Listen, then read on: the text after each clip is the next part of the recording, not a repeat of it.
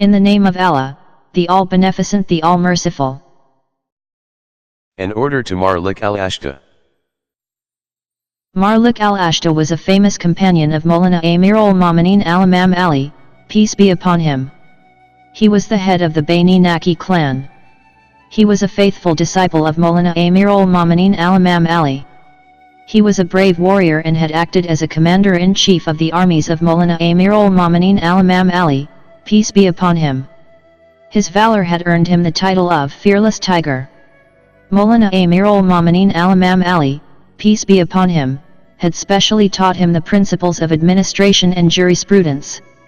He venerated and loved Molana Ameerol Momineen Alimam Ali, peace be upon him, sincerely, and earned Muawiyah's enmity on that account. Muawiyah had conspired against him and got him killed by his gang of hirelings. His untimely death deeply grieved Molana Ameerol Momineen Alimam Ali, peace be upon him, who, expressing his grief, said, "He was to me what I was to the Holy Prophet, peace be upon him."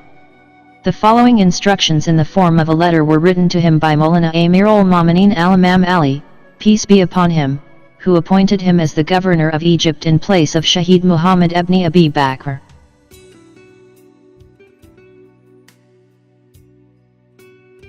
This letter is a précis of the principles of administration and justice as dictated by Islam. It deals with the duties and obligations of rulers, their chief responsibilities, the question of priorities of rights and obligations, dispensation of justice, control over secretaries and subordinate staff, distribution of work and duties amongst the various branches of administration, their coordination with each other and their cooperation with the center. In it, Molana Ameerol Momineen Alimam Ali, peace be upon him, advises Maalik to combat corruption and oppression amongst the officers, to control markets and imports and exports, to curb evils of profiteering, hoarding, black marketing.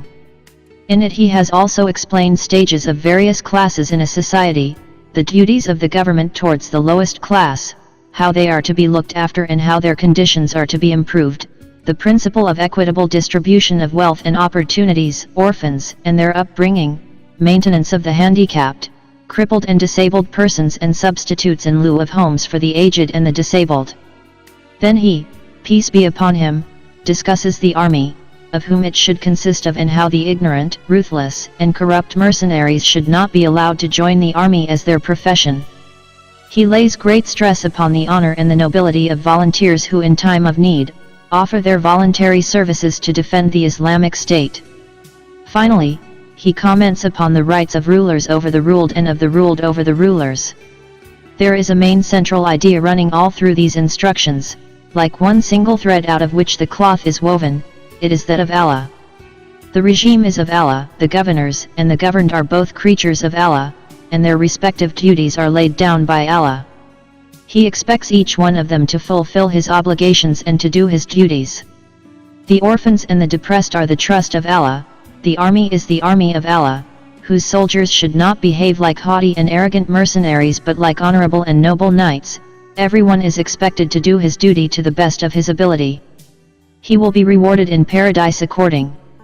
In short, this letter is on one hand the gospel of the principles of administration as taught by the Holy Quran, a code to establish a kind and benevolent rule, throwing light on various aspects of justice, benevolence, and mercy, an order based on the ethics of divine rulership where justice and mercy are shown to human beings irrespective of class, creed, and color, where poverty is neither a stigma nor a disqualification and where justice is not tainted with nepotism, favoritism, provincialism or religious fanaticism, and, on the other hand, it is a thesis on the higher values of morality. The famous Arab Christian, jurist, poet, and philosopher Abdul Masih Antaki, who died sometime in the beginning of the 20th century, while discussing this letter writes that it is a far superior and better code than the one handed down by Moses and Hammurabi. It explains what a human administration should be like, how it is to be carried out, and it justifies the claims of Muslims that Islam wants to introduce a divine administration of the people for the people and by the people, and it wants a ruler to rule not to please himself but to bring happiness to the ruled, and no religion before Islam tried to achieve this end. Molana Ameerol Momineen Alimam Ali, peace be upon him, should be congratulated for having introduced these principles during his rule and for have written them down for the posterity.